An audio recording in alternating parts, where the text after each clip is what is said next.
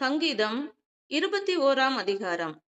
கர்த்தாவே, உம்முடைய வல்லமையிலே ராஜா மகிழ்ச்சியாயிருக்கிறார். உம்முடைய இரட்சிப்பிலே எவ்வளவாய் களிகூருகிறார். அவருடைய மன விருப்பத்தின்படி நீர் அவருக்கு தந்தருளி, அவருடைய உதடுகளின் விண்ணப்பத்தை தள்ளாதிருக்கிறீர். உத்தம ஆசீர்வாதங்களோடு நீர் அவருக்கு எதிர்கொண்டு வந்து, அவர் சிரசில் பொற்கிரீடம் தரிப்பிக்கிறீர். அவர் உம்மிடத்தில் ஆயுசை கேட்டார்.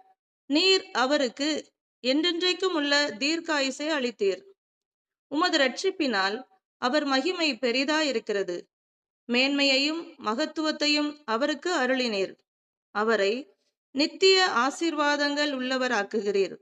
அவரை உம்முடைய சமூகத்தின் மகிழ்ச்சியினால் பூரிப்பாக்குகிறீர். ராஜா கர்த்தர் மேல் நம்பிக்கையாயிருக்கிறார். உன்னதமானவருடைய தயவினால் அசைக்கப்படாதிருப்பார்.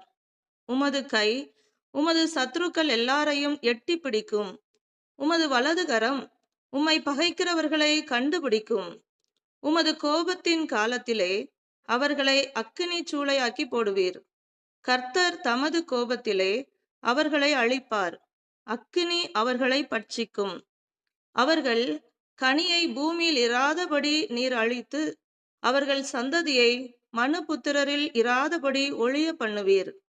அவர்கள் உமக்கு விரோதமாய் பொல்லாங்கு நினைத்தார்கள். தீவினையை எத்தனம் பண்ணினார்கள். ஒன்றும் வாய்க்காமற் போயிற்று.